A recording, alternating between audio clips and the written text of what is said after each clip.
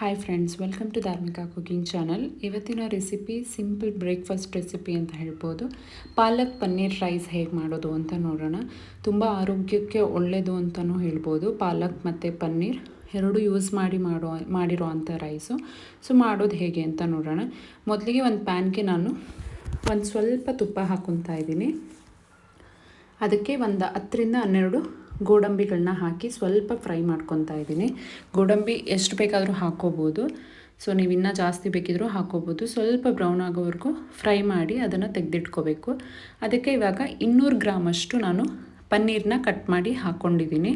So ಇದನ್ನು ಒಂದು 2 ನಿಮಿಷ ಫ್ರೈ ಮಾಡಿಕೊಂಡ್ರೆ ಸಾಕು. ಸೊ ಇದಕ್ಕೆ ಸ್ವಲ್ಪ ಒಂದು 1/4 ಟೀ ಸ್ಪೂನಷ್ಟು ಅಚ್ಕಾರದ ಪುಡಿ ಹಾಕ್ಕೊತಾ ಇದ್ದೀನಿ. ಹಾಗೆ ಒಂದು 1/4 ಟೀ ಸ್ಪೂನಷ್ಟು ಅರಿಶಿನ ಪುಡಿ, ನಂತರ ಸ್ವಲ್ಪ ರುಚಿಗೆ ಬೇಕಿರುವಷ್ಟು ಉಪ್ಪನ್ನು ಆ್ಯಡ್ ಮಾಡ್ಕೊತಾ ಇದ್ದೀನಿ. ಸೊ ಇದಿಷ್ಟನ್ನು ಹಾಕಿ ಒಂದು 2 ನಿಮಿಷ ಮೀಡಿಯಮ್ ಫ್ಲೇಮ್ನಲ್ಲಿ ಸ್ವಲ್ಪ ಫ್ರೈ ಮಾಡಿಕೊಂಡ್ರೆ ಸಾಕು. ಇದು ಕಂಪ್ಲೀಟ್ ಫ್ರೈ ಆದಮೇಲೆ ಇದನ್ನು ಸಪ್ರೇಟ್ ತೆಗೆದಿಟ್ಕೊಂಬಿಡೋಣ.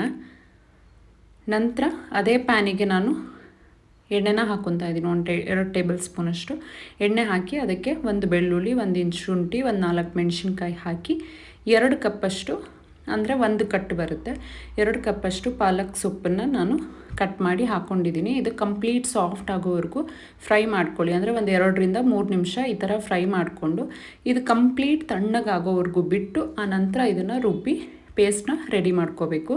ಅದಾದ ನಂತರ ಒಂದು ಪ್ಯಾನಲ್ಲಿ ನಾನು 1-2 ಟೇಬಲ್ ಸ್ಪೂನಷ್ಟು ಎಣ್ಣೆನ ಹಾಕ್ಕೊಂಡಿದ್ದೀನಿ. ಅದಕ್ಕೆ 1-2 ಲವಂಗ, 2 ಏಲಕ್ಕಿ ಮತ್ತು ಪಲಾವ್ ಎಲೆ ಮತ್ತು 1 ಈರುಳ್ಳಿನ ಸಣ್ಣದಾಗಿ ಹಚ್ಚಿ ಹಾಕ್ಕೊಂಡಿದ್ದೀನಿ. ಇದನ್ನು ಕಂಪ್ಲೀಟ್ ಫ್ರೈ ಮಾಡಬೇಕು. ಅದಾದ ನಂತರ ಒಂದು ಅರ್ಧ ಕಪ್ಪಷ್ಟು ಬಟಾಣಿ ತೊಗೊಂಡಿದ್ದೀನಿ. ಅದನ್ನು ಅಷ್ಟೇ ಹಾಕಿ 1 ನಿಮಿಷ ಫ್ರೈ ಮಾಡ್ಕೊಳ್ಳಿ.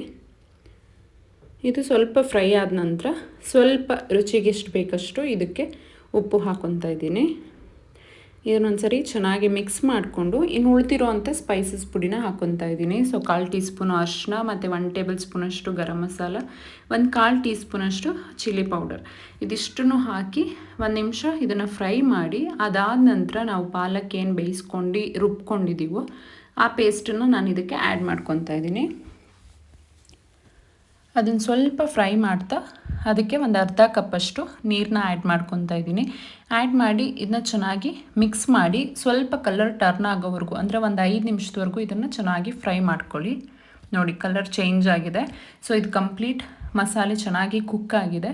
ಸೊ ಇದು ರೆಡಿಯಾಗಿದೆ. ಈ ಟೈಮಿಗೆ ನಾನು ಸ್ವಲ್ಪ ಮೀಡಿಯಮ್ ಫ್ಲೇಮ್ ಇಟ್ಕೊಂಡು ಇದಕ್ಕೆ ಬಾಯ್ಲ್ಡ್ ರೈಸ್ ಏನು ಅನ್ನ ಮಾಡ್ಕೊಂಡಿದ್ದೀವೋ ಅನ್ನ ಮಾಡಿ ಸ್ವಲ್ಪ ಉದುದ್ರಾಗಿ ತಣ್ಣ ಮಾಡಿಕೊಂಡು ಆ ನಂತರ ಇದಕ್ಕೆ ಮಿಕ್ಸ್ ಮಾಡ್ಕೋಬೇಕಾಗುತ್ತೆ.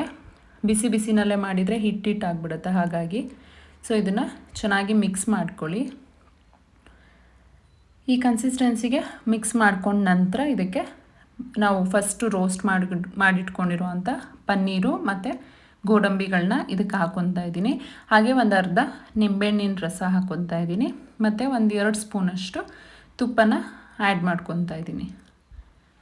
ಸೊ ಇದಿಷ್ಟನ್ನು ಹಾಕಿದ ನಂತರ ಮತ್ತೆ ನೀಟಾಗಿ ಒಂದು ಸಲ ಮಿಕ್ಸ್ ಮಾಡಿದರೆ ಪಾಲಕ್ ಪನ್ನೀರ್ ರೈಸು ರೆಡಿ ಆಗುತ್ತೆ. So simple. ಇದನ್ನು ಒಂದು ಬೌಲ್ಗೆ ನಾನು ಸರ್ವ್ ಮಾಡ್ಕೊತೀನಿ.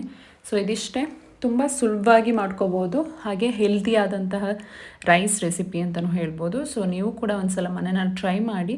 ಹಾಗೆ ನಿಮಗೆ ಈ ವಿಡಿಯೋ ಇಷ್ಟ ಆಗಿದ್ದರೆ ಲೈಕ್ ಮಾಡಿ, ಸಬ್ಸ್ಕ್ರೈಬ್ ಮಾಡಿ. Thank you.